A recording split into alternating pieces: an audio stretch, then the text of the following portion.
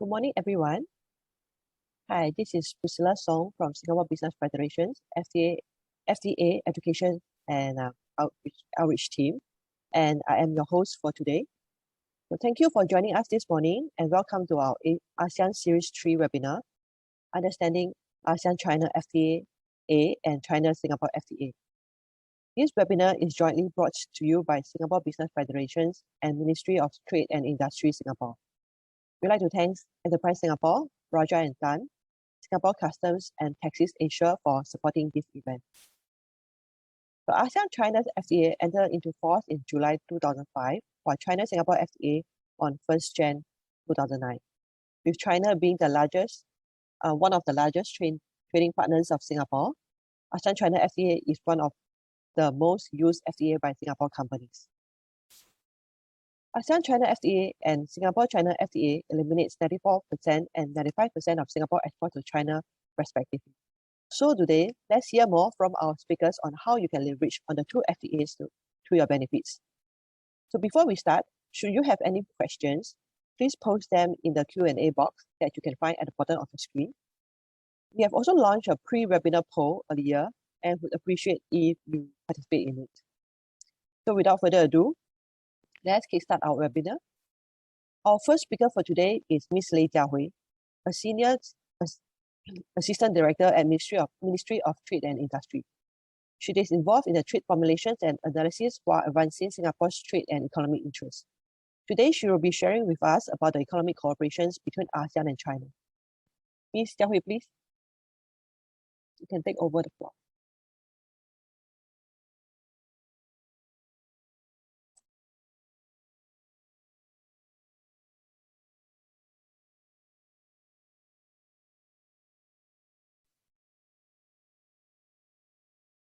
Hi, very good morning, everyone. My name is, thanks very much, Priscilla, for your introduction just now. My name is Jiahui, and I am from the ASEAN Division at the Ministry of Trade and Industry Singapore. This morning, my segment of the webinar will focus on Singapore's economic cooperation with China, and in particular, the ASEAN-China FTA, or the ACFTA, or otherwise called the ACFTA. So first, a brief introduction of the ACFTA. Negotiations were formally launched in 2001 at the 6th ASEAN-China Summit in 2002. This marked a significant milestone because it was China's first FTA and also ASEAN's first FTA with an external dialogue partner. Over the next few years, after negotiations were formally launched, ASEAN and China negotiated and progressively concluded three key agreements under the ACFTA: the Trade in Goods Agreement, the Trade in Services Agreement, and the Investment Agreement. With these, the ACFTA entered into force on 1st of January 2010 and has since become the centerpiece of ASEAN-China economic relations. Since the establishment of the ACFTA, trade and investment relations between ASEAN and China has grown tremendously over the years. One noteworthy point is that ASEAN and China became each other's largest trading partner in 2020 last year. In terms of investment, China is also one of ASEAN's top 5 foreign investors with strong presence across various industries such as manufacturing and real estate. So in 2014, negotiations to upgrade the ACFTA were launched. The ACFTA Upgrade Protocol was signed a year later on 22nd November 2015. The Upgrade Protocol entered into force for Singapore on 30th of September 2016 and for all parties in November 2018. Broadly, the protocol includes improvements in rules of origin, customs procedures and trade facilitation, market access for services, investment facilitation and promotion, economic and technical cooperation, and a future work program for future negotiations. For businesses, the Upgrade Protocol opens up opportunities through improved preferential access in the areas of services and investment, brings about new cost savings, and reduced administrative requirements. So I'll now be touching very briefly on the key features of the ACFTA, including outcomes in the upgraded ACFTA. Broadly, there are 4 main categories, and that would be trade in goods, trade in services, investment, and other improvements. So under trade in goods, when we look at the tariff commitments in the ACFTA, It has tariff elimination for 94.6% of all tariff lines for Singapore's originating exports to China. The FTA also allows for back-to-back shipment of goods where ACFTA originating goods brought into Singapore from ASEAN countries or China and are re-exported within these countries without any processing in Singapore can enjoy tariff concessions. Originating products passing through ACFTA parties can also retain their originating status. The agreement also allows for regional accumulation, where originating raw materials sourced from other ASEAN member states and China can be considered when assessing the origin criteria of final products manufactured in Singapore. This makes it easier for Singapore exporters' products to meet the criteria for preferential treatment. The upgraded protocol also improves the ACFTA's rules of origin of provisions and introduces a new chapter, a new section on customs procedures and trade facilitation. Now, I won't go too much into details of the ROO and CPTF chapters, as these will be covered by my Singapore colleagues, Singapore customs colleagues in a while. But I mean, broadly, these improvements under trade in goods will actually allow businesses to enjoy easier access into China, reduce time to market and administrative burdens, and have greater certainty over their export and import timelines. Now we move on to trade in services. ASEAN and China, under the trade in services chapter in the ACFTA, seeks to safeguard market access and ensure a more predictable operating environment for service suppliers. The ACFTA upgrade protocol builds on China's services commitments to liberalize trade in certain services sectors under the ACFTA. These commitments will extend businesses' access to China and include improved foreign equity thresholds in certain services sectors. Specifically, the upgraded ACFTA saw improvements in 6 sectors, which are listed on the slide that you are seeing right now. Next, we move on to investment. The ACFTA has provisions that protects investors and investments in ASEAN and China and seeks to create a more transparent, facilitative, and secure environment for investors. The upgraded ACFTA also introduces revisions to the provisions on investment promotion and facilitation. Finally, under others, I would just like to share that on top of the broad pillars of goods, services, and investment, the ACFTA also has chapters on technical barriers to trade and the sanitary and phytosanitary measures chapters as well. So these were actually incorporated into the framework agreement on goods in 2012. Under the ACFTA upgrade protocol, ASEAN and China also expanded economic and technical cooperation. Of note, the chapter focuses on e-commerce related issues, including laws and regulations, rules and standards and best practices. There is also a focus on MSMEs and helping them to gain greater access to opportunities and managing challenges related to cross-border e-commerce. So as briefly mentioned earlier, the ACFTA upgrade protocol includes a future work program for further negotiations in 3 key areas: product-specific rules, future tariff liberalization, and investment protection and liberalization. Negotiations for the product-specific rules, PSRs, concluded in 2018, which resulted in more liberal and flexible PSRs that are more business-friendly and allow businesses to qualify for the benefits under the ACFTA more easily. Currently, ASEAN and China are working on the 2 remaining elements of the future work program, which are future tariff liberalization and investment protection and liberalization. In addition, ASEAN and China are also looking to enhance the ACFTA beyond the future work program. So at the recently concluded ministerial meeting between ASEAN and China on 13th of September, ASEAN and China agreed to consider conducting a joint feasibility study to identify other areas for possible inclusion to enhance the ACFTA. This will take into account existing agreements between ASEAN and China, including the Regional Comprehensive Economic Partnership or the RCEP.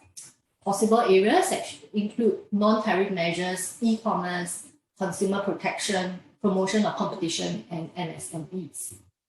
As per past practice, MTI will be conducting industry consultations for the enhancement of the ACFTA, and we certainly welcome views from the business community through SDF and also other agencies such as ESG. Now, another point that I would like to briefly touch on is that ASEAN and China are also committed to strengthening the ACFTA implementation and are working to establish a mechanism to monitor implementation issues faced by our traders when utilizing the agreement. While this is an internal process, businesses stand to benefit when all parties in the ACFTA expeditiously respond to any issues that may arise when our companies use the agreement.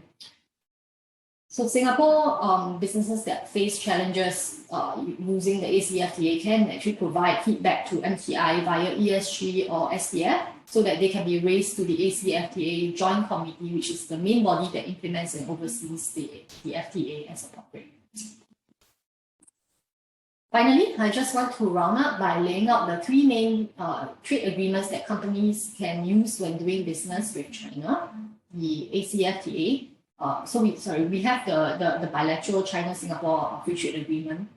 Then we have the ACFTA, and we have the Regional Comprehensive Economic Partnership as well, which is targeted to enter into force next year. All three agreements have different size, in terms of membership, scope, and also depth of commitments. Taken together, they form ASEAN and China's commitment towards deeper regional integration. Which FTA would be helpful to your company and your business will actually largely depend on the type and nature of business that your company engages in, the markets and partners that you are doing business in and with. And with that as a starting point, looking at the specific commitments to see which of these agreements actually will give you the best benefits. So if you need more detailed advice on how to use any of these trade agreements to help your business, you can always reach out to ESG or SDF, who stand ready to help your company tap into the benefits that these agreements bring. So with that, I've come to the end of my presentation. I'll hand the time now back to Priscilla. Thank you. Thank you, Jiahui.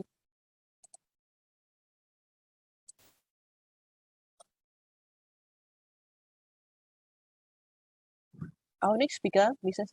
Ying, Assistant Director from the Northeast Asia Division at MTI. The Northeast Asia Division manages Singapore trade relations with Northeast Asia markets, including China, Japan, and Korea, by developing and implementing strategies to engage the markets. Ms. Ying will be sharing with us on the recent developments on China-Singapore FTA and its ongoing upgrade and future work program. Handing over the floor to you, Ms. Ying. Hi, thank you, Priscilla. So let me share my slide first.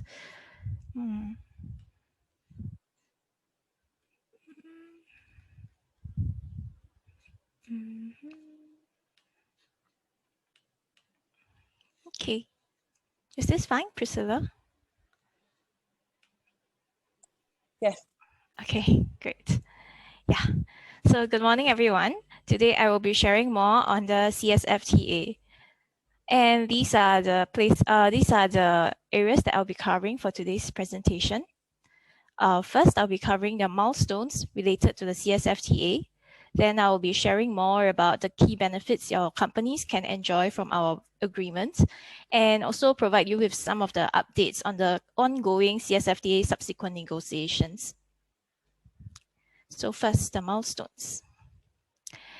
So if you didn't know, Singapore is actually the first Asian country to have a comprehensive bilateral free trade agreement with China. For the CSFTA, we launched negotiations in August 2006. Before we launched the negotiations, we actually did a 4-month feasibility study, which concluded that having an agreement between Singapore and China would actually bring benefits to both sides.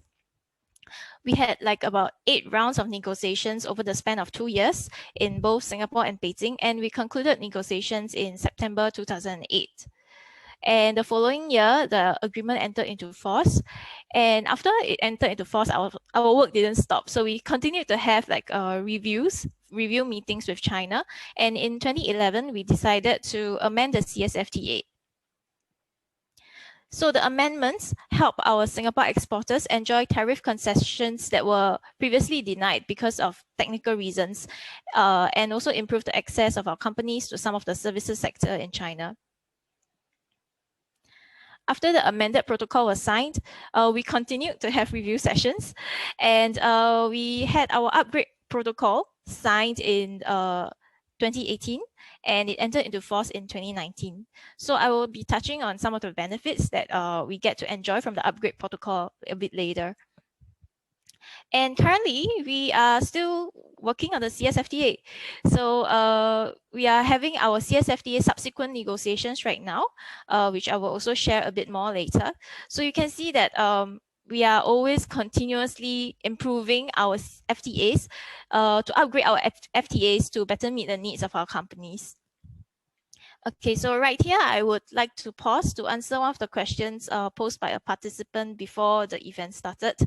Somebody asked if China is a bigger trading partner to Singapore than the US. Actually, the answer is surprisingly not very clear-cut. So for China, they are our largest partner for merchandise trade. But for trade in services, US is our largest partner. So I can share some numbers with you. So for example, last year, China was our largest trade partner for merchandise, so goods trade, at about 136.2 billion Singapore dollars. And US was the second largest at 102.4 billion Singapore dollars. As for trade in services, US is our largest trading partner at 75.8 billion Singapore dollars. And our trade in services with China is not that much compared to the US. It was at 36.5 billion Singapore dollars. Yeah.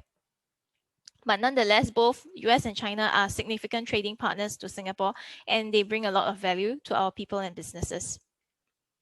Okay, so now I can share some of the key benefits of CSFTA. For the CSFTA, it builds on the commitments of the ACFTA, which Jiahui had elaborated on earlier. Under the CSFTA, our traders can enjoy ACFTA concessions plus more. So in total, about 95% of Singapore's exports to China are duty-free. And key exports that would benefit include petrochemicals, processed foods, electronics, and electrical products. Besides exports, our businesses can also enjoy preferential access for certain services sectors in China. But I won't elaborate here because the commitments have been replaced by upgraded schedule in 2019. And also, third-party invoicing, advanced ruling, and risk management were also covered under the ACFTA since its entry into the force in 2018. So I shall not elaborate on the third point. Yeah, so all these were what we managed to sign in 2009. So for the upgraded CSFTA, which entered into force in 2019, not too long ago, 2 years ago, here are the key benefits.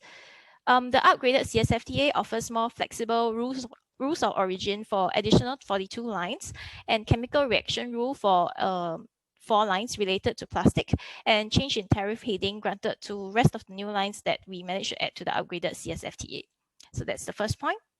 And second point, on customs procedures, we managed to secure new commitments that is beyond the scope of WTO and even CPTPP. For example, under advanced ruling for origin of goods, tariff classification and customs valuation method will be released within 60 days. And compared to the CPTPP, the commitment is 150 days. So it's less than half of the time, and with a validity of 3 years. So under the original CSFTA, the validity was only for 2 years.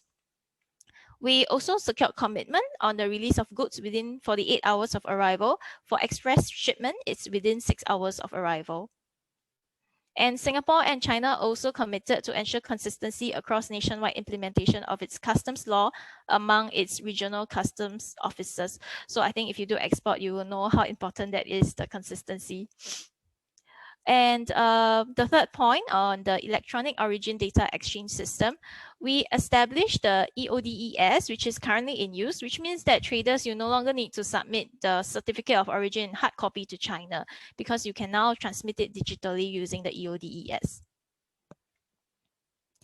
Okay, and some sector liberalization for Singapore companies in China. So for example, legal services, Singapore law firms that have established representative offices in the Shanghai Free Trade Zone can form commercial associations with China law firms. And through these commercial associations, our firms can finally serve their clients anywhere in China as long as they are registered in the Shanghai Free Trade Zone.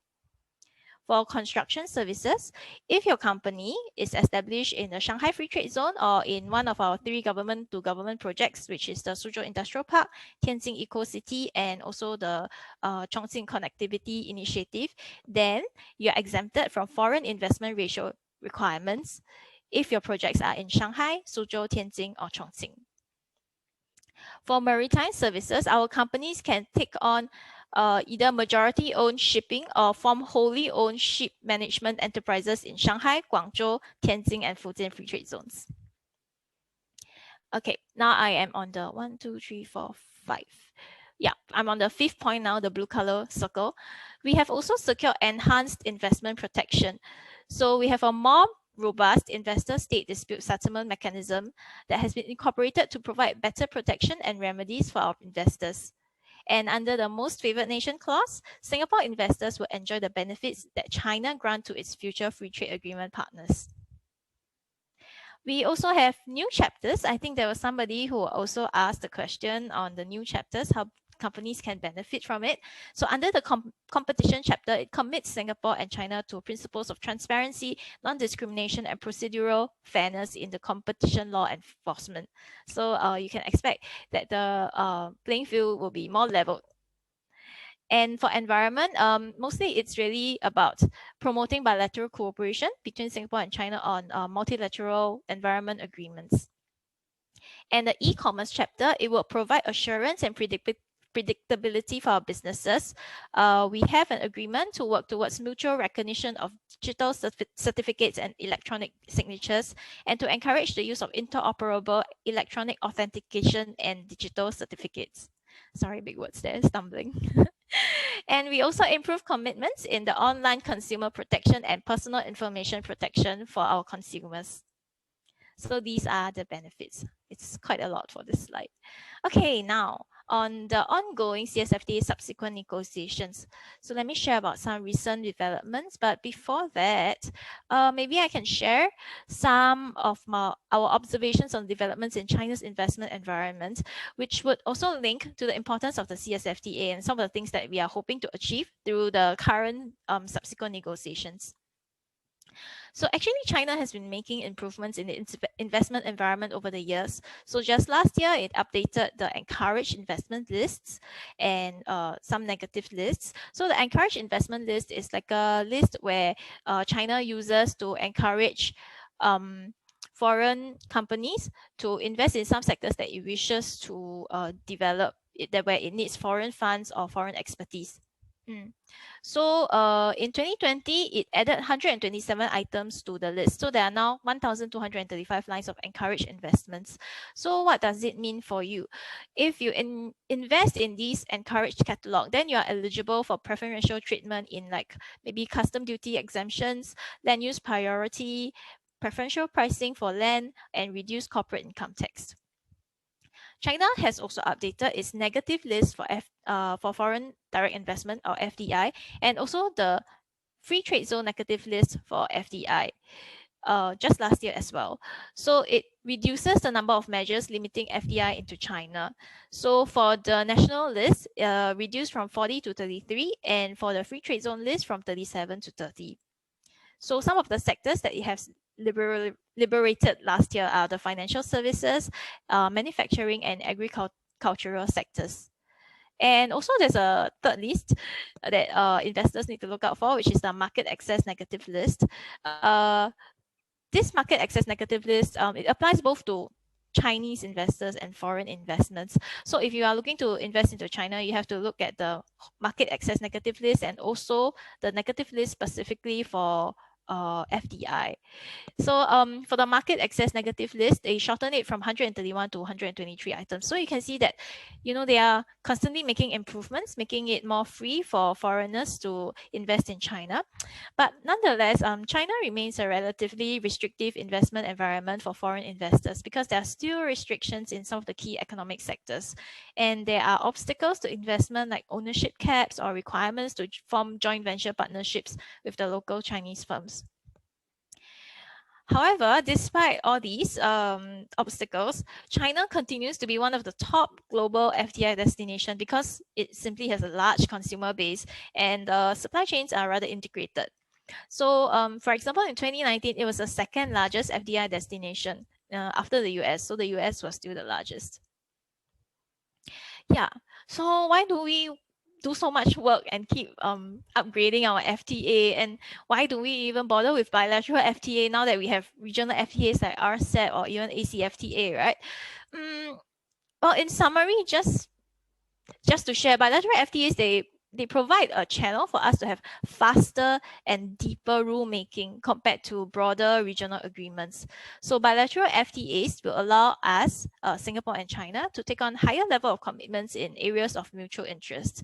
For example, we secured even better commitments for advanced rulings compared to the CPTPP, which maybe you would know that China has applied to join as well. And bilateral agreements, because it just involves two parties, it is quicker and easier to negotiate, and upgrades can be quite frequent. As you can see, we've already done one amendment and one upgrade, and we are still negotiating right now.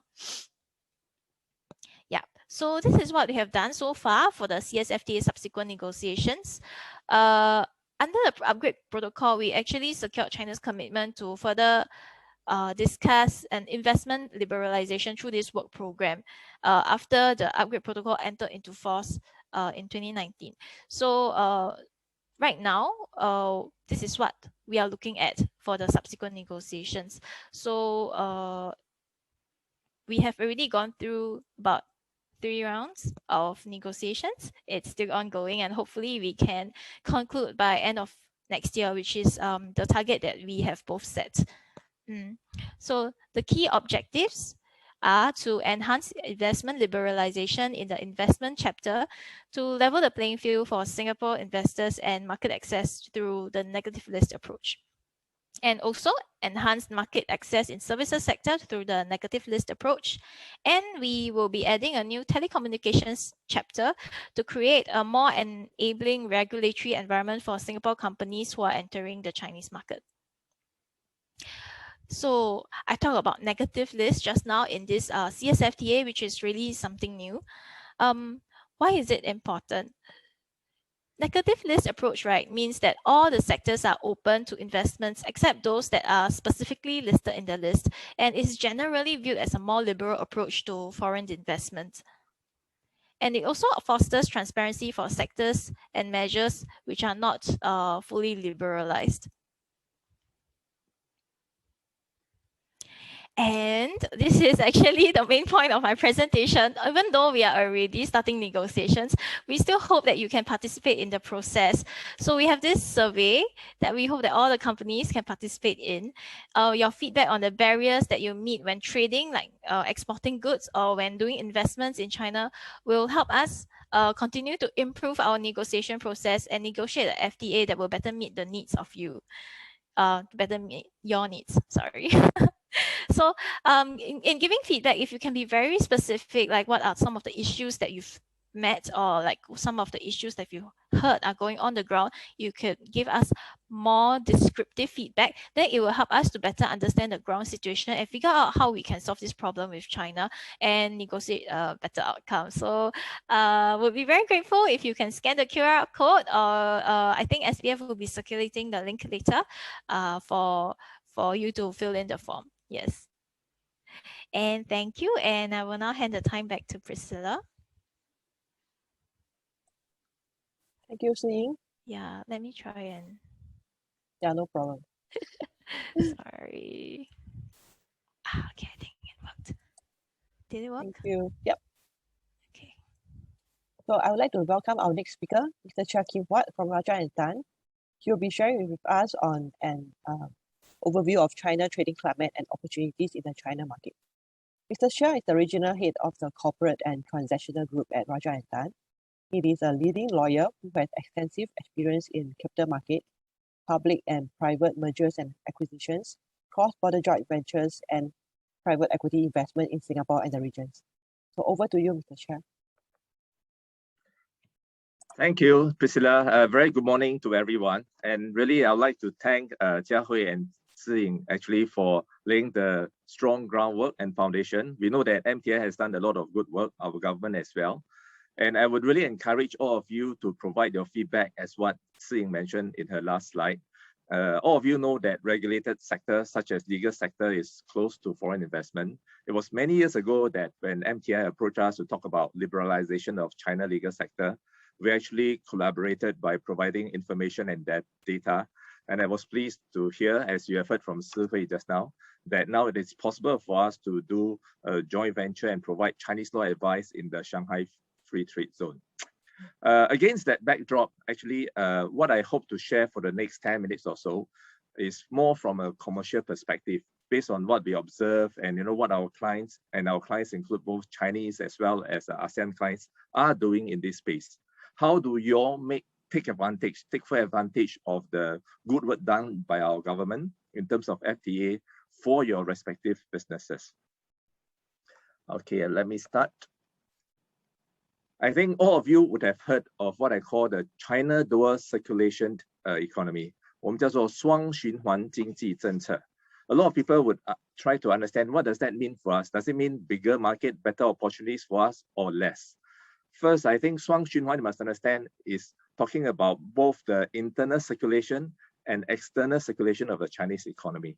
I think this came about, as all of you know, due to the US-China trade war, and there was disruption in supply chain, and China decided that they need to develop an internal economy in order to better cushion future shocks in the global economic climate.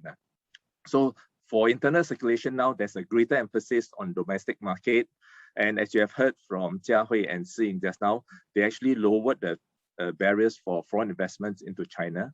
And what does that mean for you? We all know that China is a huge market, right? When we look at US as the traditional consumer market, we all know now that China is actually even much bigger. You heard about the 双十一, the Singles' Day here, and we know that some of the retailers now have 1, 1, 2, 2, 3, 3, 4, 4, almost like every week, every day there's a sale. And in China, the supply chain is very efficient, e-commerce delivery is very efficient, and there are actually a lot of opportunities for our manufacturers to sell their products and services in China. Actually, that spells good opportunities for you to access the China market, because it gets increasingly difficult for them to source for foreign goods and services. And as a very friendly trading partner, Singapore so-called service providers can take advantage to see how you can broaden your access and reach in the Chinese domestic market. And likewise, we all know that because of the US and China trade sanctions, Chinese exporters are finding it difficult to export their goods out of China. As such, a lot of the Chinese manufacturers themselves are looking toward ASEAN to set up their supply chain. And most of you obviously have operations in Singapore, and many of you in the region as well. That gives you a very good opportunity actually to collaborate with the Chinese on how to set up their manufacturing hubs in this part of the world. And the Southeast Asia Manufacturing Hub would not just be servicing what I call Southeast Asia alone, which is a huge market, but actually the Chinese manufacturer using Southeast Asia as a manufacturing hub to service the Western markets. So again, you have opportunities both going to China as well as the Chinese coming out. The other segment is infrastructure. And why do I want to mention that? All of us know that many governments, Singapore governments included, have spent a lot of money trying to fight the COVID situation. So public debt for most of the countries are at an all-time high. And all of you would know that actually infrastructure are generally financed by government. But if government has no money to finance the infrastructure, and yet infrastructure is critical for business and economic development, how can they obtain financing? So they would have to look towards the private sector, which means many of you, to see how you can participate in the ASEAN infrastructure development. And we all also know that Chinese is actually one of the major EPC contractors in ASEAN. They can do things faster, cheaper. And as many of my Chinese EPC contractors would say, when they come out to the international market, they are not afraid of the Japanese, Korean, or German competitors. They are most afraid of seeing their fellow Chinese companies in any tender because they are very competitive. So what I'm trying to call out is that actually with the government looking towards private sector for infrastructure development, you can look at how you can partner some of these huge Chinese EPC contractor to capture the infrastructure opportunities in ASEAN. Obviously, if you are looking at going to China to build the infrastructure, I would say you must have a strong know-how or unique market share. Otherwise, it's unlikely that you can be competitive because their market is already very mature and efficient. And of course, these days, we can't leave any webinar without talking about this keyword, sustainability. We all know that it's not about climate change, it's about climate crisis. So everybody is talking about carbon neutrality as well as renewable energies. In fact, some of you may not know that actually China is the largest investor, producer, as well as consumer for the renewable energy. They have committed to carbon neutrality by 2016.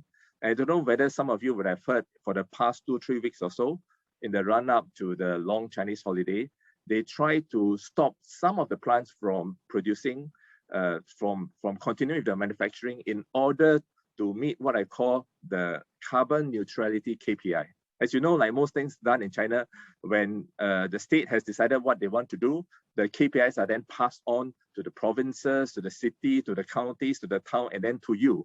So all of them now have to commit to a carbon neutrality deadline. So with that, that means a lot of opportunities in the renewable sector, both in China as well in ASEAN. The other, obviously, leading industry in this part of the world is digital transformation.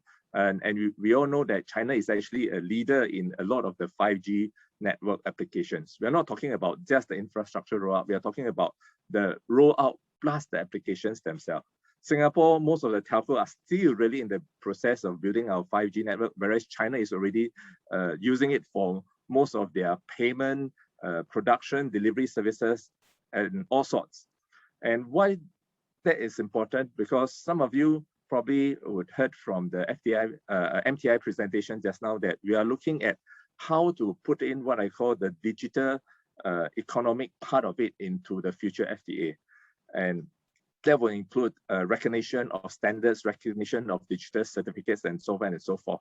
And Minister Chan Chun-sing, when he was then MTI minister, did mention that the future thing to look out for is actually digital economic agreement rather than just free trade agreement. So I think there's a lot to look out for in this sector. I'll encourage you all to put your ears close to the ground for development in this area. Of course, since we talk about China, it's difficult to not talk about the US-China trade tension. And we all know that the so-called US-China relationship is no longer about trade, it's not longer about technology, it's actually more like a strategic competition. So what we are trying to do in ASEAN, in Singapore in particular, is to position ourselves as a neutral party. As you have heard from the so-called Vice President Kamala visiting Singapore, as well as Foreign Minister Wang Yi visiting Singapore, they all agree that they don't need ASEAN Singapore to take sides, but they hope that we can play a neutral ground whereby we can continue to trade with both sides and be a effective connector for the two huge trading blocs. And that led us to my last slide, which is what I call the coming up Regional Trade Economic Agreement. You can see we have CPTPP and RCEP. The nations that overlap these two essentially Singapore, obviously, and then we have Malaysia, Vietnam, and Brunei, who also are ASEAN members. You have heard that China has made applications to join CPTPP, but last 2 days, Taiwan also said that they are going to join CPTPP. So whether both of them are able to join, I'm not sure, because there will be other consideration apart from economic consideration. So for the near term, we can only say that at least this these 7 countries, which is overlapping countries between RCEP and CPTPP, will play a very important role for the supply chains, as well as for the investments, as well as for dispute resolutions in time to come. And I believe that out of these 7 countries, Singapore is actually in a very, very favorable position, which means that you are in a very, very strong position in order to capture the opportunities that come about from the left RCEP or the right CPTPP. Okay, so that's the short presentation I had to share with you from the business front. I'm happy to deal with specific questions that you may have at the panel discussion later. Back to you, Priscilla. Thank you, Mr. Sher. Thank you for the valuable insight.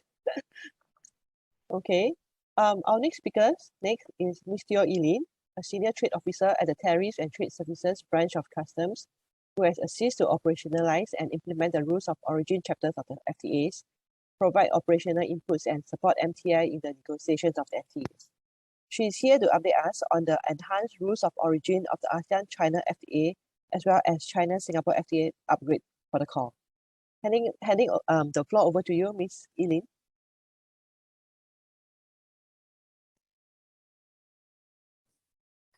Hi, good morning all. Can you all actually see my slides? Okay, hold on. Yes, no problem. Okay, hi. Okay, so good morning, everyone. My name is Elin. I'm actually from the Tariffs and Trade Services branch. Actually, within that branch itself, I'm in the Rules of Origin section. Okay, so today I'll be sharing more about the enhanced rules of origin of the ASEAN China FTA as well as the China-Singapore FTA. Okay.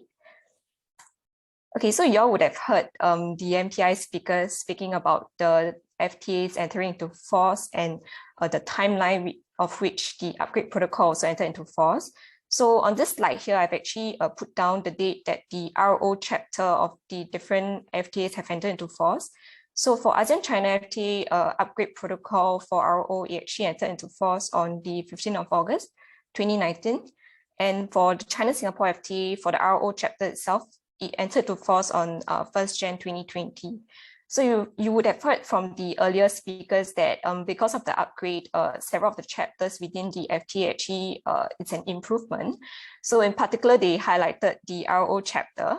Okay, so I'll delve deep into what are the upgrades for the RO chapter itself in the upgrade protocol. Okay, so under the ASEAN China FTA, previously in the ORO chapter, I will term it O. Okay. You can see that the flow chart to determine your goods rules of origin will follow this flow chart here on the screen. Okay, so first of all, you check if your goods are actually wholly produced or obtained within Singapore. If yes, the wholly obtained or produced rule will apply. Okay, if your goods are not wholly obtained or produced, you actually check if your goods are listed in the exclusive list of the PSR. If yes, only the product-specific rules will apply. Okay, if neither of it can be found in the PSR, then you definitely have to meet 40% regional value content. Okay, this is the old rules of origin under the ACFTA. So under the new rules of origin of the ACFTA, if you take a look at the first box, right, check if your good is wholly obtained or produced.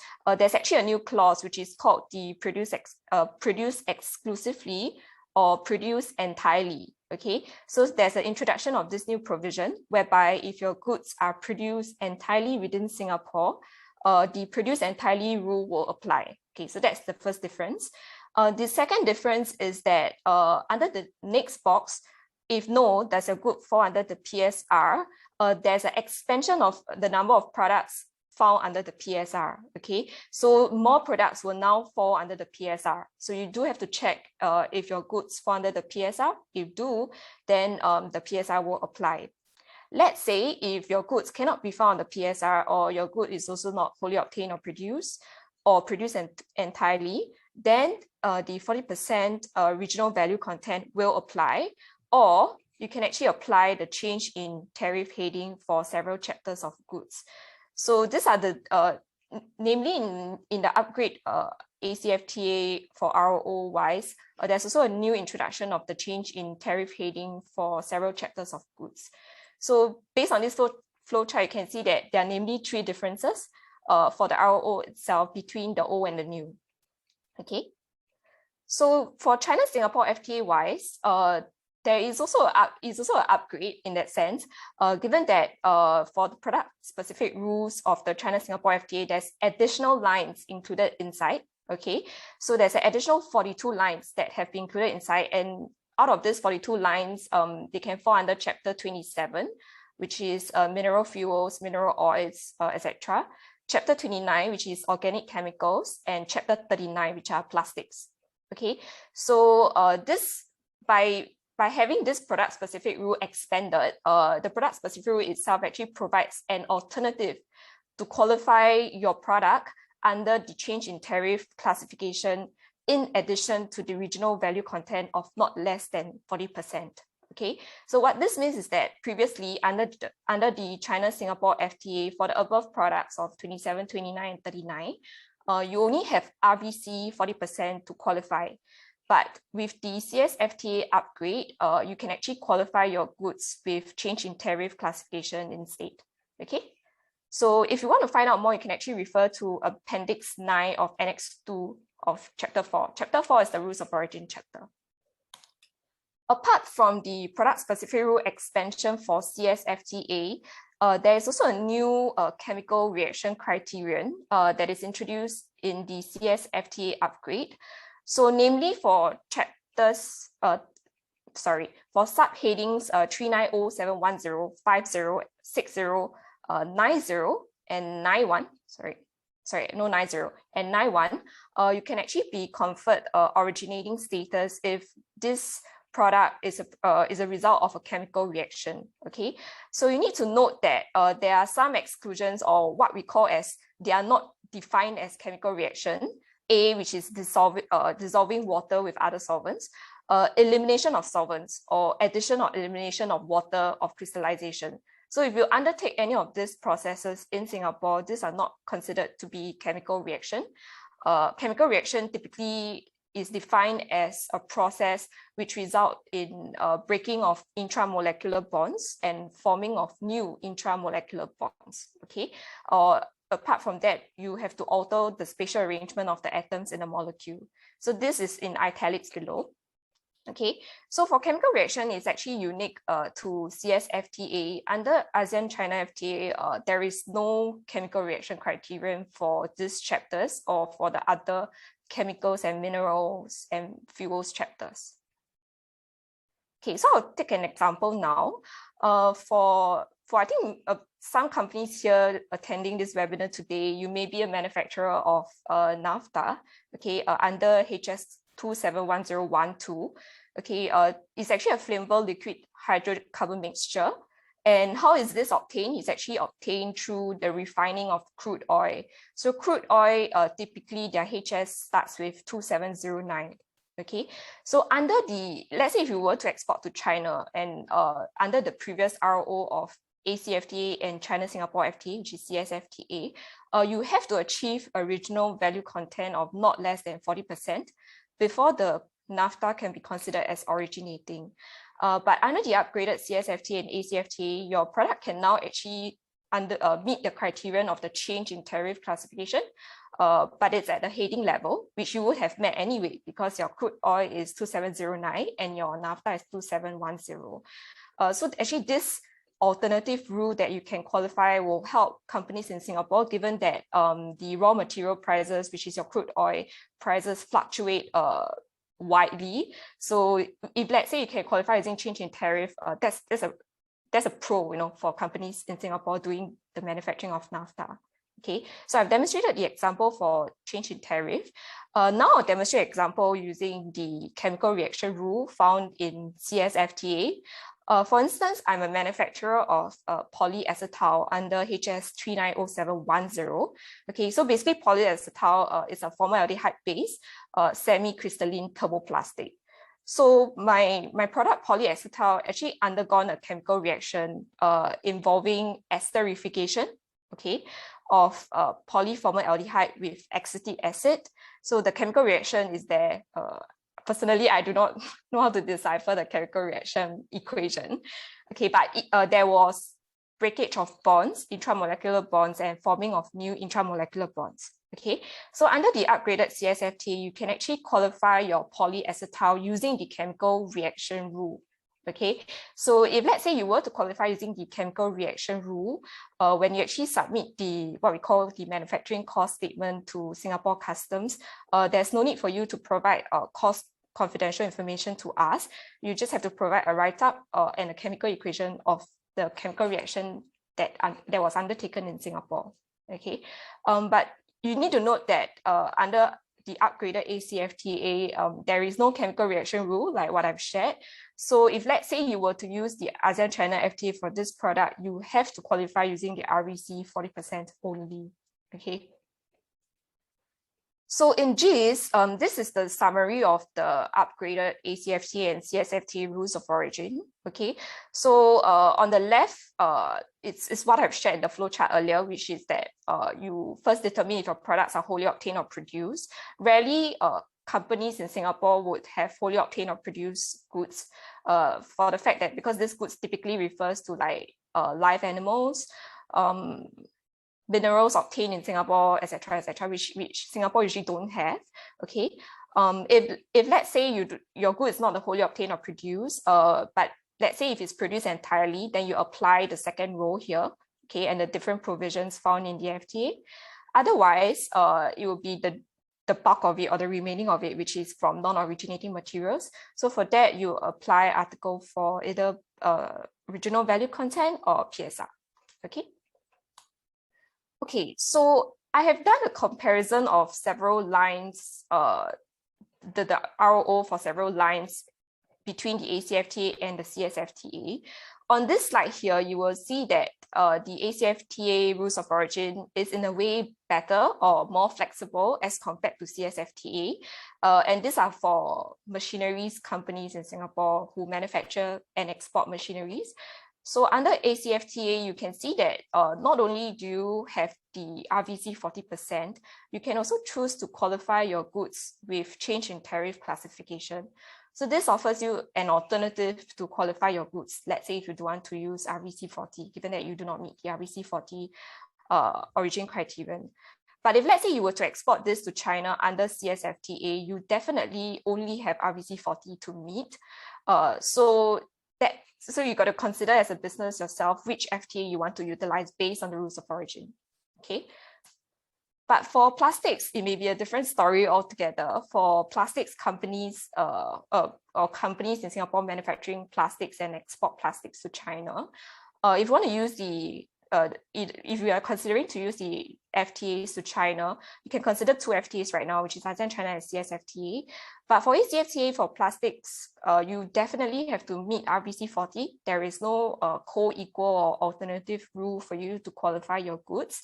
But for CSFTA, if you were to utilize that, you can actually meet the change in tariff classification at the heading level, but provided that not less than 50% by weight of the total polymer content it's originating.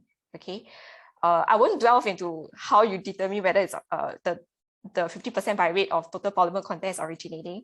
I think we can have that as a separate discussion. All right. Okay, so other than those improved RO that I've highlighted, there are also some new provisions that were included in the upgraded RO, in particular for the ACFTA. One is the Article 9, which is what we call as the de minimis. So de minimis is typically for use when you apply the change in tariff classification. And another is Article 13, which is talking about identical and interchangeable materials. So basically this article talks about fungible goods, fungible materials, whereby you actually have co-mingling of materials that occurred and you want to determine the origin of the co-mingled material. So you use this provision or this article in determining that. Okay. Okay, so I've shared about the different RO for different chapters of goods. So you may be wondering, there are 2 FTAs right now. There will be another one upcoming, which is the RCEP, and possibly a 4th one, which is CPTPP in the future. So which FTA do I use when I'm exporting to China? You may have that question. So number 1, you must determine the applicable preferential tariff rates payable on your imports under each FTA. So each FTA is a negotiated outcome. So not all FTAs have the same tariff commitments. So you need to determine which FTA offer you the best preferential tariff rates, okay? You have to check, next you have to check what is the rules of origin applicable for your goods. So I've shared earlier that some FTAs, like ASEAN China FTAs for machinery companies, they have a co-equal change in tariff classification rule, but for plastics, you don't have under ASEAN China FTA. So you need to go and check what are the rules of origin applicable for your goods and which is the most flexible and the one that you can meet, coupled with your tariff commitments, as in the tariff rates payable. You then determine which FTA you should use. Okay, so that's the first 2 points. The third one will of course be knowing your source of your raw materials. So for some companies, you actually obtain sources of raw materials from various countries. If you actually want to accumulate or accumulate them in your in the manufacturing of your good, typically for accumulation, you tend to go for regional FTAs, which is ASEAN China, right? Because for China, Singapore, it's a bilateral FTA, so you can only accumulate materials either from China or Singapore. But if you were to get your sources from Malaysia or Indonesia, ASEAN countries, you may then wish to consider whether you want to use ASEAN China if you want to accumulate them, okay? So to aid your company on the above 2 points, preferential tariff rates and RO applicable, you can actually utilize the tariff finder. So I've placed a tariff finder link here. I think many of you would have been aware of this already. Otherwise, I think Priscilla will share more later. Yeah. Okay, so I've received a question directly to the panelists just now about to share more about the EODs, or what we call as the Electronic Origin Data Exchange System. So here is it. Okay, so the EODs is actually established under the CSFTA upgrade, as explained by Soong during her presentation earlier. So we actually signed a MOU with GACC, or what we call the General Administration of the Customs of the People's Republic of China, to implement the EODs in April 2019. Okay, so basically what does this EODs do? It actually allows the exchange of electronic preferential certificates of origin and certificates of non-manipulation between Singapore Customs and the GACC.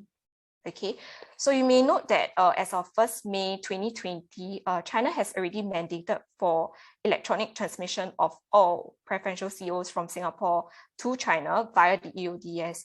This would mean that they are no longer accepting any hard copies. If you were to present any hard copies of preferential COs, they would still request for you to transmit the ECO over, and they may request for you to pay a banker's guarantee in the meantime. Okay. So this is the before and after. Previously, last time before the establishment of the EODs, what traders would do is you will apply for the CO via the TradeNet, which is our national single window. The officer will actually approve the application via TradeNet. The traders, maybe not yourself, you engage a courier, you actually go and collect it from a printing center, and then you will dispatch the hard copy to China via courier or together with your cargo. So now, instead of dispatching the hard copy, you actually do an electronic transmission straight away to China after approval. So for the CNM itself, CNM is usually what we term as a certificate of non-manipulation. So it's a cert that we actually issue, Singapore Customs issue, to certify that the goods while in Singapore were not manipulated. So this is actually to facilitate the usage, the utilization of FTAs that Singapore is not a party to. Okay, so for instance, if your goods come from China, come into Singapore, and then it's bound for Australia, for instance. So China and Australia, there is an FTA that exists. So you would have known that under the FTAs, there's a need for you to fulfill direct consignment article. So that means your goods must be directly consigned. So because your goods actually pass by a non-party, which is Singapore, they will then request for you to prove that the goods while in the non-party were not manipulated and thus retain its originating status. So our purpose here of issuing the CNM is to prove that. Okay, so we are also, like what I shared earlier, we are also exchanging CNMs or transmitting CNMs bound for China to GACC. Okay, so previously in the process before the transmission, it's actually like quite similar to PCO in that it's an electronic document, and then you got to courier it over to China, okay, which is step 5. But with this electronic transmission, it's actually real-time transmission, which is similar to the PCO itself. Okay. So what are the benefits of the EODs? I think you would have known.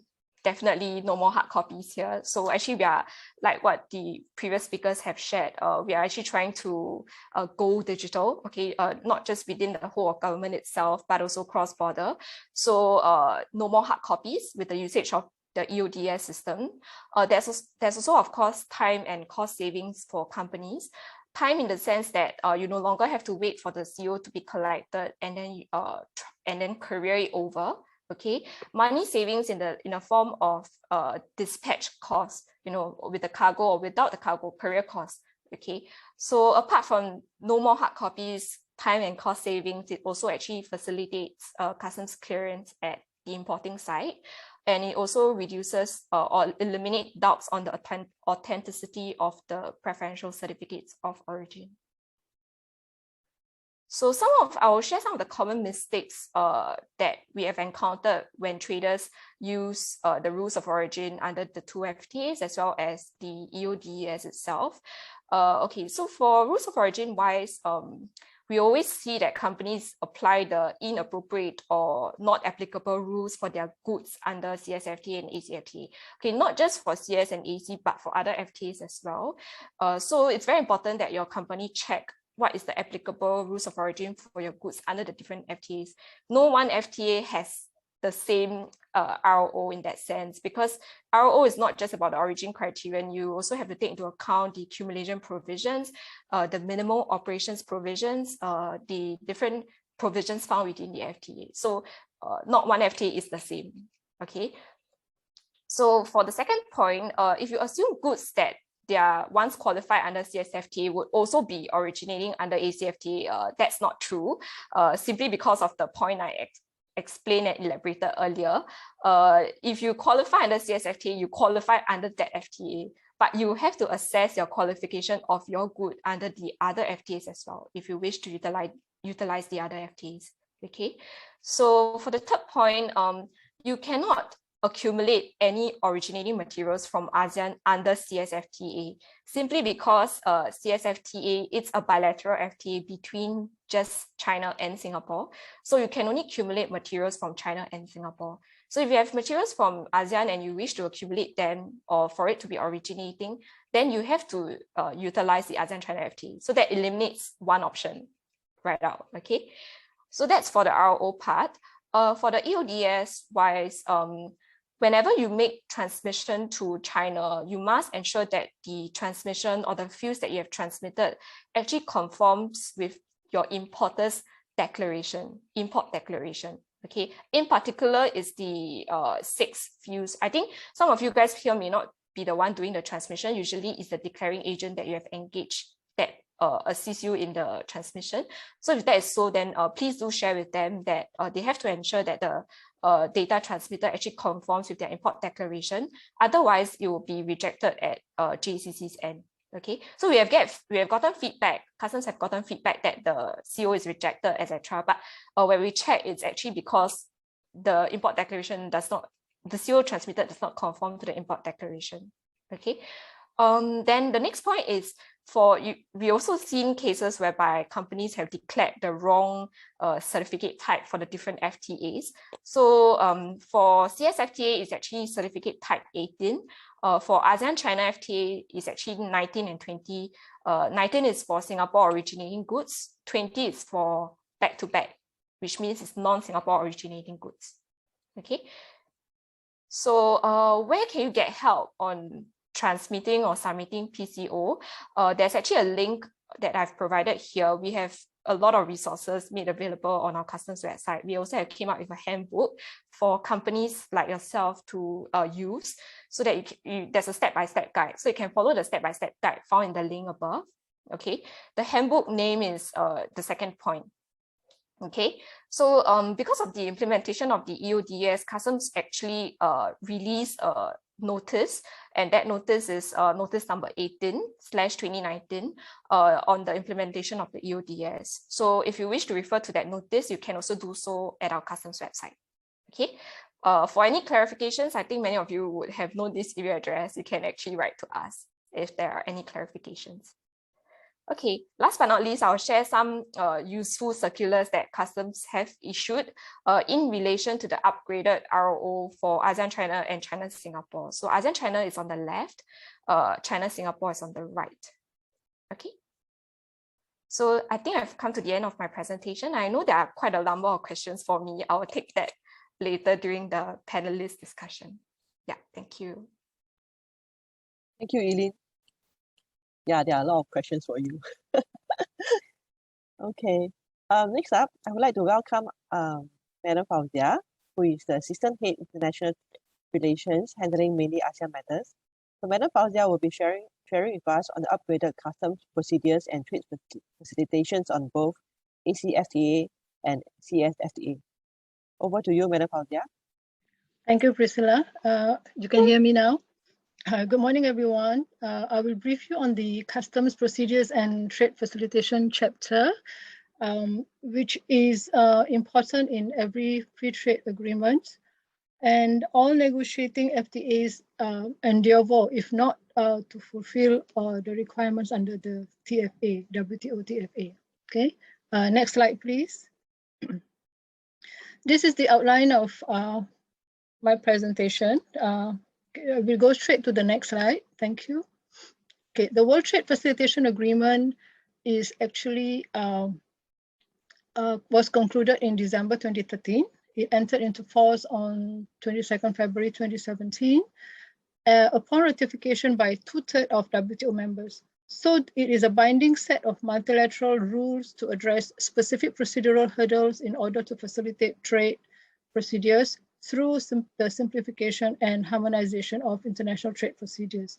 So the aim is to expedite the movement, release, and clearance of goods, including goods in transit, which is to help to make trade across borders faster, cheaper, and more predictable, whilst ensuring its safety and security. Next, please.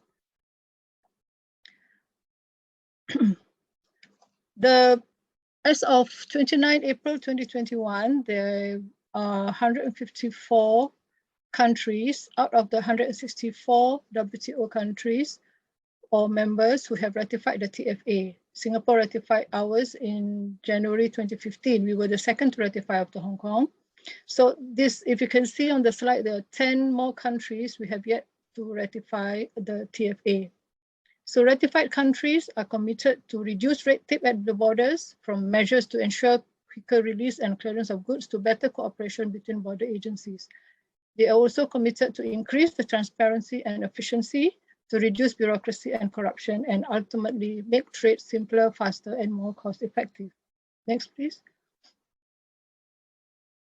The CPTF actually is typically a subset of trade in goods.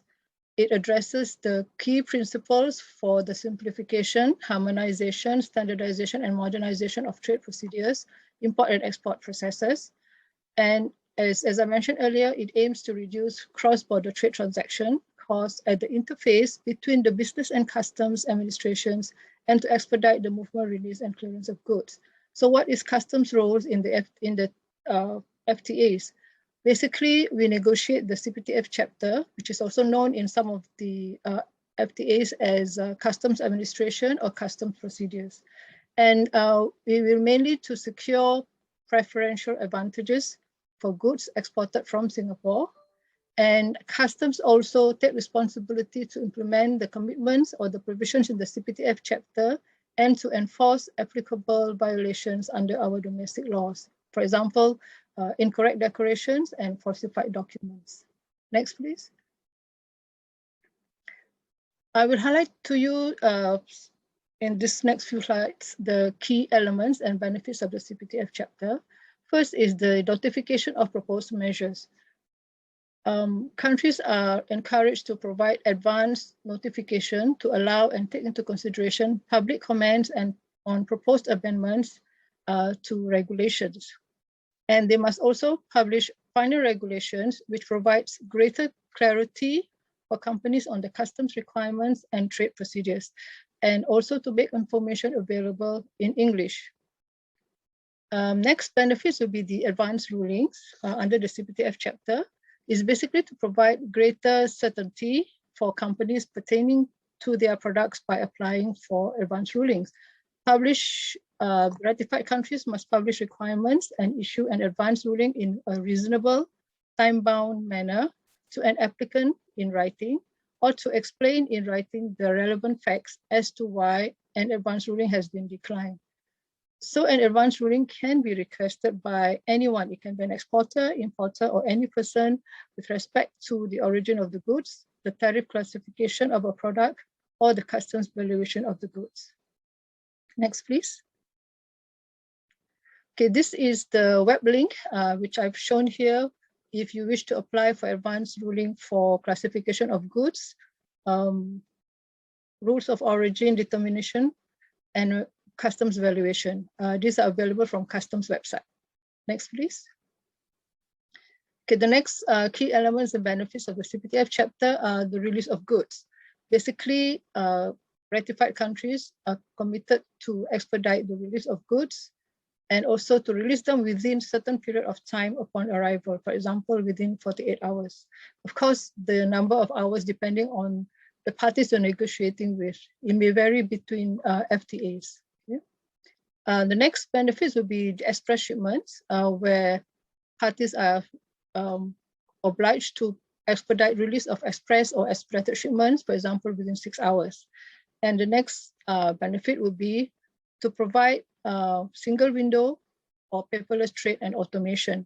This is to facilitate electronic submission of information, which allows single submission of information, including by the competent authorities. And for example, we have the ASEAN single window, and in Singapore, we have the NTP, which was launched in September 2018 as a one-stop trade and logistics ecosystem to facilitate cross-border paperless trade. It helps to improve companies' productivity and competitiveness. Okay, next, please. Okay, risk management is another key element of the CPTF chapter.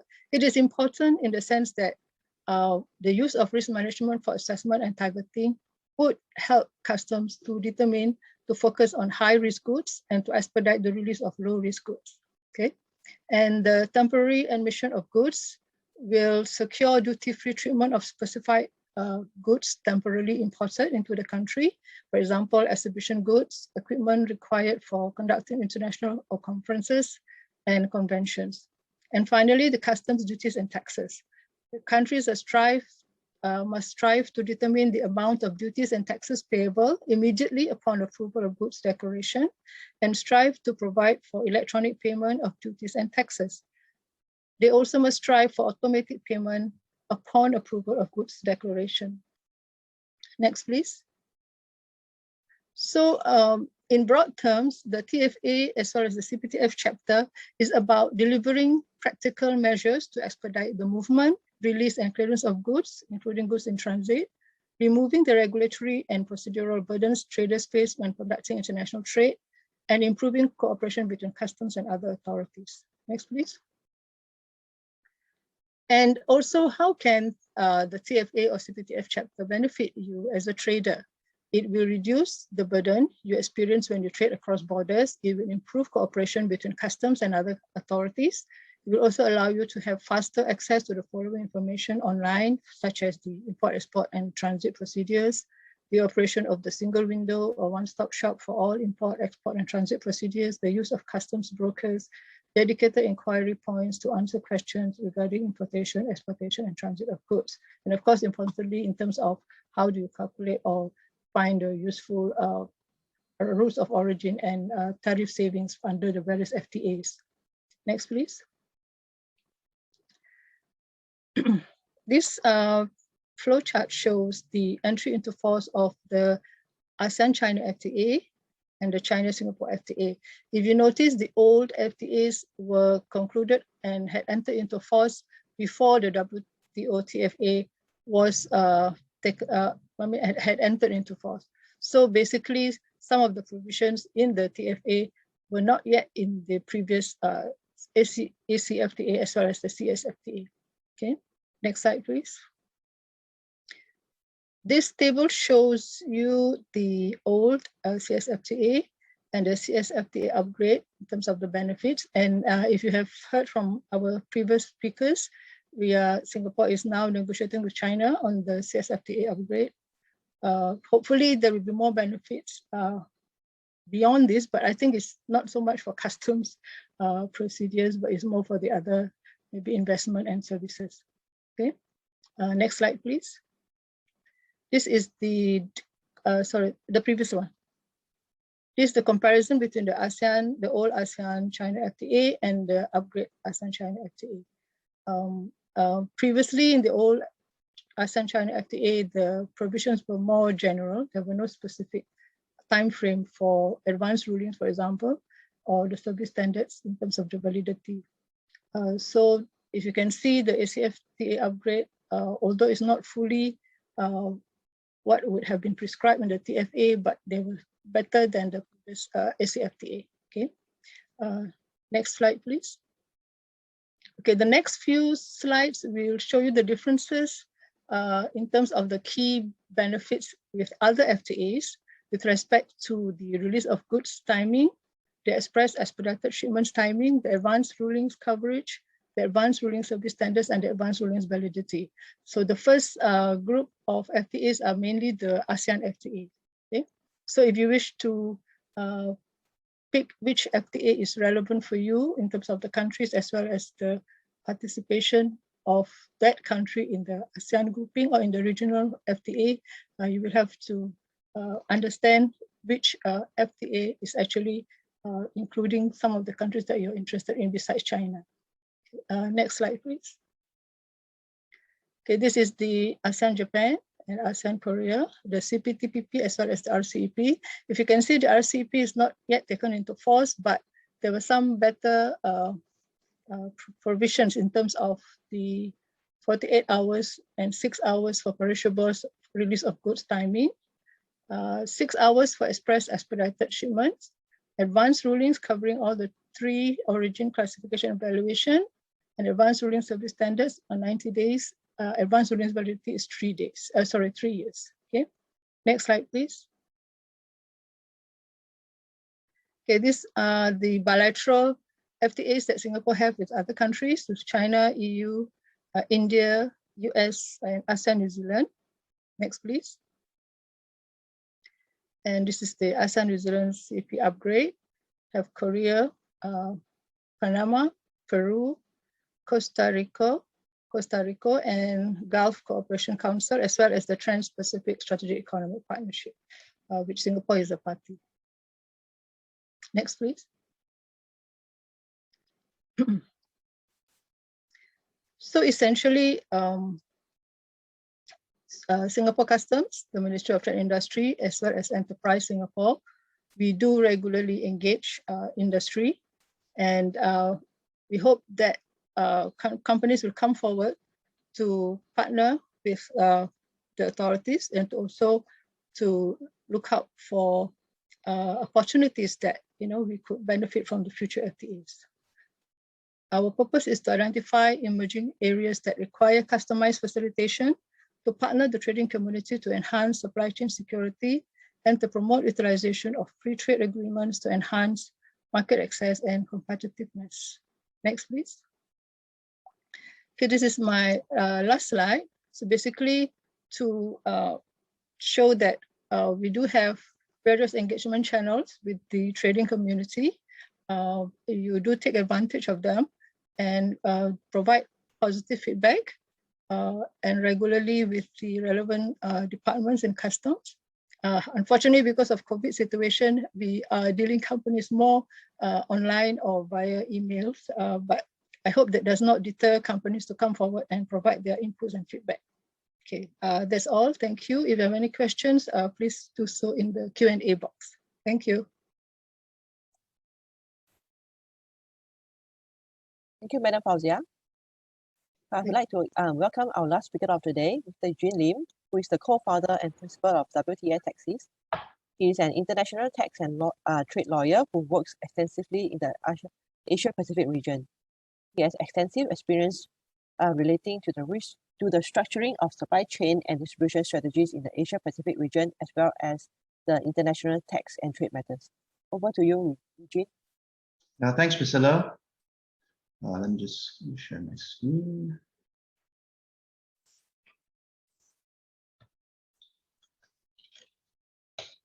Okay, good morning, everyone. I think it's always very difficult to be the last speaker, especially when we've had such a stellar group of speakers before me. But I guess I was listening with great interest of all the different upgrades and the developments, especially on the rules of origin. And this actually brings me back to the very early discussions as Singapore is starting to negotiate FTAs and about how rules of origin will become more complicated. And I think that there's even an image of a spaghetti bowl of rules of origin and the complexities involved. Truly, in order to comply with a lot of rules of origin, companies now need to really look at sourcing and how you ensure that there's a chain of the right types of certificates of origin, especially when I think Elin was talking about accumulation, and there are often a lot of problems, especially if you are locally sourcing from a supplier in Singapore, but perhaps they may be reluctant to share with you certificate of origin from their suppliers if they are sourcing from third parties in the region. And really, I think for a lot of companies, well, actually what I've seen as a trend over the last few years has been an increase in origin verifications and challenges to preferential tariff access to preferential duties because of rules of origin under certificates of origin issued by suppliers or governments in the country where the goods are manufactured.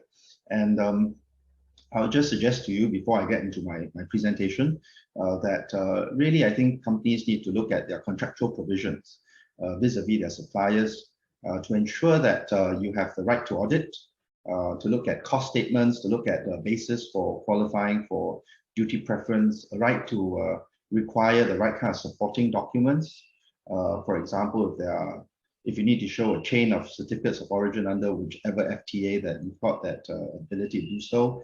And the real problem with a lot of these commitments is that it's the importer and not the exporter that ultimately has to bear the initial brunt of any kind of non-compliance on rules of origin. And therefore, if you're buying goods and relying on duty preference on the basis of certificates of origin from the supplier, I think it's important to ensure that you have the indemnities drafted into your supply agreements. But with that, today I've actually been asked to talk about trade and services. It's sort of a pivot really from goods and investments. I think the speakers from MTI have actually done a great job in teeing up the introduction on trade and services. But what I'd like to do is to just go into a bit more detail and look at maybe first starting with a quick view of the different technical rules around modes of supply, as well as commitments on services and trade and services. And then I'll look at how companies can benefit from the trade and services provisions under the ACFTA and the CSFTA. So I think for a trade lawyer, when we think about cross-border trade in goods, we actually think of it in terms of mode of service supply. Essentially it's just technical terms around how we think about services being provided on a cross-border basis. So there are four modes. The first mode is what is known as cross-border supply, essentially where if you're in one country and you are providing a service to another country without physically leaving your country. So for example, if I'm an advisor in Singapore and I'm calling a client in China and giving that client legal advice over the phone. That's a cross-border mode of service supply. The second mode is consumption abroad, and I think all of us have enjoyed services according to this mode. If you've gone on holiday, and so if you're a tourist and you're traveling to China, or Chinese tourists traveling to Singapore to enjoy some retail therapy, that's really the consumption of retail services on the consumption abroad mode of service supply. The third mode of service supply is probably more pertinent to a lot of businesses as they look at FDI, and that's commercial presence. And that's where you are delivering a service on a cross-border basis in the territory of another member state through a commercial presence. So this would include, for example, setting up a company or what is known as a foreign investor enterprise, or a WFE, a wholly foreign-owned enterprise in China, to provide education services or maritime services, as you heard. It's one of those areas which there are commitments in, etc. Right? And the last mode of service supply is what is called presence of natural persons. And this is essentially where a natural person in a country travels overseas to provide services in that foreign country. So for example, well, today I think with social distancing a bit more difficult, but if, for example, I had a client in China and I traveled to China to provide consulting services, that would be an example of a mode 4 supply of services. Now then we look at, so when we look at the different modes of services, we then look at what are the commitments under each of those modes of services. And essentially there are two big buckets. The first one would be what is known as market access, where essentially for each sector, you look at the different modes of service supply and say, well, what are the market access commitments that each country has granted to the other countries in their party to the FTA? And this is done by a very complicated set of schedules, and essentially it'll state, for example, in the area of retail and distribution, for each of those modes of service supply that I mentioned earlier, what are the market access restrictions and commitments? So it could be, well, for example, mode 3, let me say, no commitments. So, there are no limitations on market access. So you essentially can participate on 100% wholly owned foreign equity basis. But that's how the commitments are laid out in the FTA in relation to market access. Same for national treatment. And when you look at national treatment, it's really talking about the ability for a service supply in Singapore to be treated no less differently from a service supply in the provision of like services in China. So it's really a comparison of foreign versus domestic and to equalize the playing field. Now, I think it's important to realize that in China, there is a different set of rules that apply to foreign investments. So there are foreign investor enterprises that are subject to slightly different rules from domestic investor enterprises.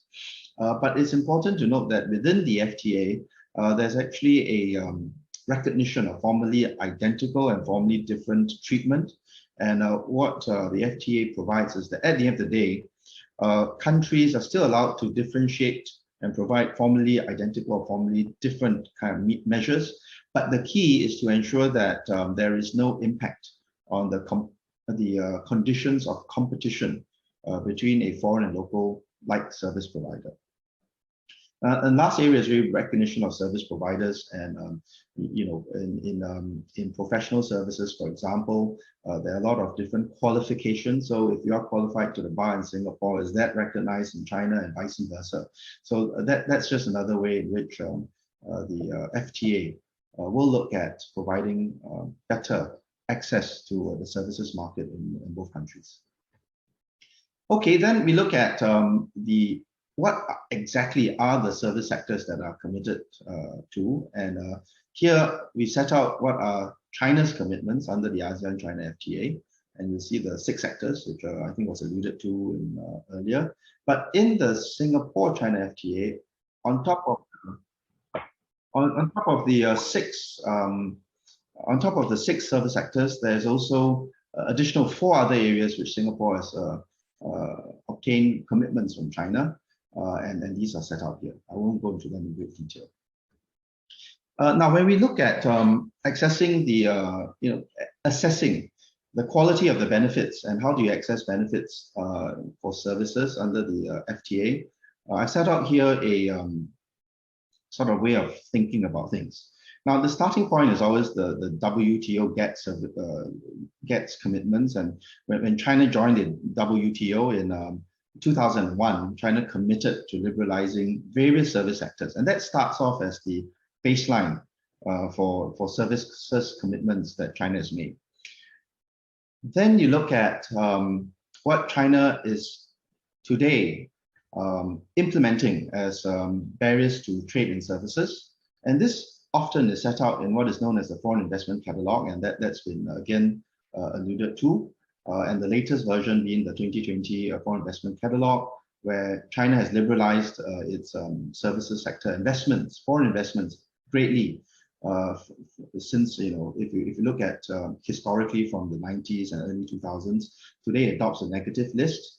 So what China has done is it has set out in this catalog the various types of foreign investments into various types of services, which today are still subject to foreign investment restrictions. If you are looking at setting up a business in China that's not set out in the foreign investment catalog today, the assumption is that there should be no impediment to setting up a 100% wholly owned enterprise to provide that FTA. Now then, you look at the FTA and the trade and services commitments under the two FTAs that we looked at, and essentially what typically we would find is that there are a lot of commitments which will anchor the existing restrictions as set out in the foreign investment catalog to commitments and binding those levels of liberalization to the relevant government authority. So China would, for example, say in many of the areas that they committed to, it really reflects what the foreign investment catalog will say today. And that prevents a rollback of the trade and services conditions for ASEAN and Singapore investors or service providers setting up enterprises in China. But there may be also certain areas where it improves on the restriction that's set out in the foreign investment catalog. And there, it provides you with an actual preference where Singapore or ASEAN investors could potentially have better access to the Chinese market compared to non-Singaporean and non-ASEAN investors. So I'll crystallize this in terms of an illustration. And I know China education today is probably not in vogue as an area of investments with all the different developments in government regulation in that sector. And hopefully we'll be able to see other new sectors of improved commitments and actual preferences coming out of the upgrade negotiations that, again, the speakers from MTI have spoken about. But let's say you have a non-Singapore, non-ASEAN company, and they set up a company in Singapore. And from Singapore, they then set up a company in China to provide education services. Now, if they had gone direct, so from their headquarter country and invested into China, the foreign investment catalog rules apply, and they're only allowed to set up the Chinese and company as a joint venture with minority shareholder. On top of that, there are also local nationality requirements for employees like principals and teachers, etc. Now, in the China-Singapore FTA and ASEAN-China FTA, there's actually an improvement such that qualifying investors or service providers can set up a joint venture in China to provide educational services with majority foreign ownership. And this makes a very subtle but important distinction, because now you have the ability to control, because you have majority ownership in that joint venture in China. Now, in the FTA, there are no local nationality hiring requirements set out in the schedules. So query whether if a Singapore investor was looking to set up an educational company in China, whether those local nationality hiring requirements would apply to the operation in China. So question mark there. Now, when you look at setting up, obviously there are other considerations which I've just set out here for your to round out the discussion on looking at market entry into China. You certainly want to look at double tax agreements, and Singapore actually has a good treaty with China, so where the dividend withholding tax rates can be reduced potentially to 5% from the national regulatory standard of 10%. Similarly, interest withholding tax could be reduced to 7%, and royalty withholding for licensing fees, if that's what they're charging to the education joint venture, that could also be reduced from 10% to 6%. On top of that, if you've got traveling employees going to China, and there is the ability to avail yourself to protection from the creation of a permanent establishment in China, or essentially creating a taxable nexus for the Singapore company in China under the treaty provisions as opposed to under Chinese domestic law. And lastly, there's also investment protection, which you need to think about. And I guess we do have a China-Singapore BIT, but there are also investment chapters under the ASEAN China FTA and the China-Singapore FTA. And all this then would help to provide greater certainty of your investment in China, and to ensure that in the event that there are rules that impact on the conditions of the viability of your investment, you do have recourse to legal instrument. So with that, that concludes my presentation, and I'll hand it back to you, Priscilla.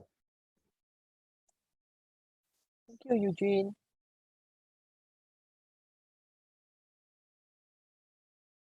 And thank you to all the speakers. So before we go into Q&A, I would like to introduce this tool called Tariff Finder. Ms. Elin has earlier mentioned it in her presentations. So yeah, as you are aware, FTA helps to reduce or eliminate import duties. Preferential duties varies with the FTAs and the product involved. So hence, this complementary tool from Enterprise Singapore will help you to find relevant preferential rates for your products. It also provides information on non-tariff measures. So do allow me to share a little more. So for a start, next slide, please. So for a start, you can access Tariff Finder from Enterprise Singapore website via this link. Sorry, via this link shown here, or you can scan the QR code earlier. Sorry, can you go back to the previous slide? Yep. And so you can access via the QR code here. So why do you use Tariff Finder? You can get nomenclatures information or the HS codes of your products based on the countries you're exporting to. You can also check on the tariff rates that are applicable to your shipments, the preferential rate that your importers can enjoy with the applicable FTAs. So it also includes rules of origin information on the relevant FTA based on your shipment info, and as well as the general import formalities that are applicable for your product. So instead of going into all the different FTAs and reading up all the legal text, you can actually go to this Tariff Finder for one-stop so-called service to check the relevant information for your shipments. All right, so I highly recommend you to sign up for this complimentary tool if you have not already done so. All right, okay, so now let's move on to Q&A. So I would like to invite the speakers to the floor to address the questions that the audience has posed earlier. And for the audience, if you have any questions, please remember to post them in the Q&A box at the bottom of your Zoom screen. If we are unable to answer your questions, we will get in touch with you after the webinar. So while we are at it, we will also be launching the feedback poll, and we appreciate your response to it. Okay, so for Q&A, the first questions, we have something for Eugene. So this question is, understand you shared on the various modes of services, but how can companies start to approach this service in the various FTA? What will be the starting steps? Okay, look, I think as a practical matter, I think the starting step would be to look at the foreign investment catalog, and sort of look at the service that you want to provide. And typically, I assume it's going to be setting up some kind of subsidiary, an operation in China. You start off there and see whether there are any foreign equity restrictions on your ability to set up shop in China. If there are, then your next step would be to look at the free trade agreements that have been signed and see whether there are any improvements that a Singaporean investor will be entitled to under the FTA, under the market access provisions. Right? And if there are, then you would want to entitle yourself to those improved market access restrictions when you're setting up your enterprise in China. So that's how I approach it. Okay, thank you. I hope it answers the questions. Okay, the next questions I have for Mr. Lim. So with the COVID situations not really coming to an end, will this affect the China progress? Is China market still attractive? Sorry, that's for Mr. Chia. Yeah. Thanks, Priscilla. I think it's probably fair to say that the COVID is going to be around for the next couple of years. And if you look at China approach, right, they are going for a zero case sort of so-called policy. That means that China is likely to remain in a lockdown mode for a considerable time to come. That comes to light what I mentioned earlier about the dual circulation economy. That means they are trying to be more self-sufficient domestically. So you can expect that they are going to boost domestic demand, domestic consumption. And they also know that with what's happening in the West, it's more difficult for the Chinese to raise funds from international market. So they're also trying to boost their domestic security exchanges by having more domestic IPOs so that they can tap into the savings of their people. So it's very likely that you're going to see China focusing more internally. And for Singapore investors, you should really look at how you can tap those opportunities onshore. And as I answered to one of the questions publicly earlier, you should look at China not just as Shanghai, Beijing, Guangzhou. China is really huge. There are opportunities both inland on the western region, and Singapore ESG actually have presence in many parts of China, not just the coastal cities. So do tap on ESG for their network for opportunities. Okay, thank you. Thank you, Huat. I think I have the next question that's for MTI. That is for the China FTAs, be it ASEAN China FTA or CSFTA, there are some exclusions for plastics, 3901 10. Is there any possible upgrade that we can expect to this exclusion based on the ongoing negotiation? So I'm not sure whether Jiahui or Ying would like to answer this question. Hi. Yeah. For the CSFTA, the current subsequent negotiations does not include the issue that has been raised. We are focusing mainly on the investment and services chapter. But when we scope the future negotiations, we will always take into account companies' interests and feedback. Therefore, the survey, Huat here, the survey that I had shared earlier, we will appreciate if you could fill it in, give us more details so that when we understand what is really happening on the ground, then we can also negotiate a better outcome for our companies. Okay, thank you. Thank you, Soong. Thank you, Priscilla, and thank you for the question. I think very similar to the China-Singapore FTA for the ACFTA as well. During this round of, just now I mentioned about the future work program under the ACFTA upgrade protocol. The negotiations for product-specific rules has really concluded under the future work program. So, at this point, we wouldn't be looking at,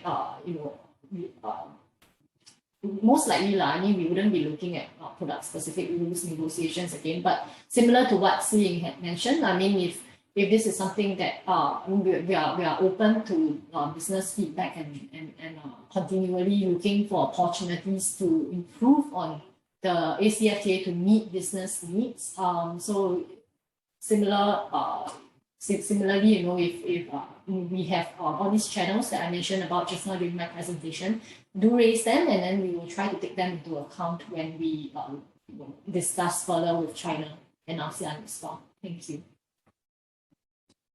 Thank you. Thank you, Jiahui and Ying. We have another questions for Singapore Customs this time.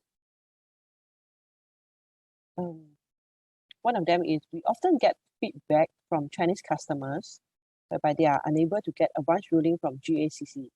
Is there anything we can do as an exporter? Hi, Priscilla. Okay, actually, I'm not sure what it's referring to, because basically it depends on who is applying for the advance ruling and from whom. If, for example, the Chinese importer is the one who requests for the advance ruling from the Chinese customs, then the Chinese customs, if it's under the CSFTA, would have to reply within 60 days. So if assuming there is no response, they have the right to appeal or to request for explanation in writing. So I'm not sure whether that answers the question, because I don't quite understand in terms of what exactly is the problem, why they did not respond to that request. There could be other considerations. Okay. Perhaps the person who asked the questions could just send the emails to us, provide more information, and then we can direct to Singapore Customs. Yeah, that would be good. Yeah. Okay. Thank you. Thank you. And the next question I have is actually for Elin. How can the ROO in the ACFTA and CSFTA upgrades be compared to RCEP? Thanks, Priscilla, for the question. I kind of expected that question because now the talk of the town is about RCEP, right? Actually, for RCEP itself, I would say that for most of the lines, it does offer alternative co-equal RVC and change in tariff classification rules. So I would say it's better in that sense. That means it's a single rule for what I think we've been positioning it as a single rule for export to China, Korea, Japan, Australia, New Zealand. Whereas if you were to export to all these markets, using the different FTAs, the different rules under the different FTAs will apply. So in a way, it helps to streamline identifying the rules of origin for the companies themselves. Apart from that, I would say the other provisions within the RO chapter, such as the back-to-back provision, the accumulation provision is also a plus for companies in Singapore. Accumulation, why is it a plus? Is because you can actually accumulate materials from more sources rather than just, let's say, if you were to use ASEAN China, just ASEAN and China, simply because there's more parties to the RCEP agreement. For back-to-back, it's the same thing. You can actually have more permutations of your supply chain arrangement.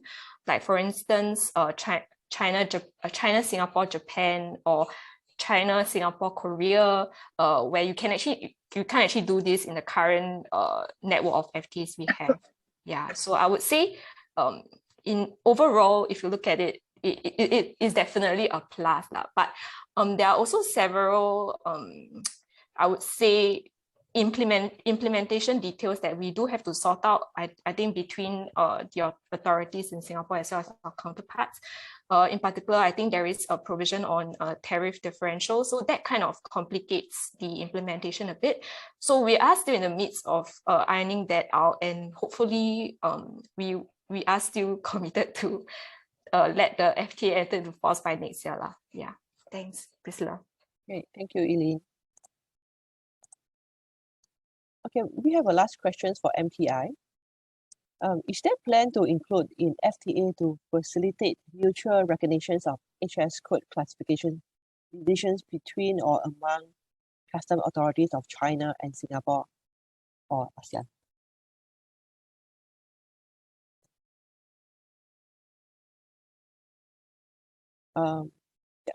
I think this question is for customs. Okay. Okay, Yeah. so would Ying be able to help? do you want me to repeat the question again? Yeah, can you please repeat the question? Is there a plan to include in FTA to facilitate mutual recognitions of HS code classifications decisions between or among customs authorities of China and Singapore, ASEAN? I see. Well, okay, whether the part about including in the FTA, I think I'm definitely not the position to comment. But I think in terms of speaking from the customs perspective, we are harmonized among ASEAN in terms of HS classification at 8-digit level. So customs itself have been involved in the various discussions at the classification front on harmonizing our 8-digit HS code with ASEAN. We're also working on the AHTN 2022 currently. So I would say among ASEAN, we are harmonized at 8-digit. I'm not sure whether the person who asked the question is asking for recognition of classification decision, right? So if it's, let's say, recognition of classification decision, I'm presuming you're referring to classification ruling. And if that is so, we are already recognizing classification ruling issued by other customs authorities of our counterparts, be it China, be it the ASEAN member states itself. So if I'm not wrong, I think Madam Fauzan may want to correct me. I do not know whether this is provided for in the CPTF chapter, but yeah. That's my view. Thank you. Yeah. No, maybe I can add that it's difficult to have all this harmonized even across ASEAN. One thing is because we are not a customs union like in the EU. So what we have is we have an AHTN, which is the first 8-digit, is it, Elin, which is standardized across ASEAN. But the rest there could be additional codes within ASEAN. It's mainly because of tariff purposes. So when you look at your import and export HS codes, you have to check whether it's the importing country or the exporting country's HS code. So you always have to make sure it's for import is within the same HS code classification of your importing country. Okay, the import and export may not be the same. We'll try, but I think as thus far, it's impossible to have a harmonized AHTN across ASEAN. I hope that answers the question. Okay, thank you very much, everyone. That'll be the last questions for today. I'm so sorry that we have actually overrun our webinar. So yeah, thank you to all the speakers for the presentations and answering the questions. And I hope the webinar has been insightful and beneficial for our audience today. So before we end this webinar, right, I like to share that we'll be sending a short industry survey on China-Singapore FTAs to the audience via email later. Miss Ying has shared earlier also. So there are actually less than 10 questions in the survey, and I think you'll be very much appreciated if you take some time out to complete it. So it is a pleasure to have all of you with us today. Should you have any questions that you did not manage to ask during the Q&A, you are welcome to send your queries to fta@sef.org.sg. Thank you and goodbye.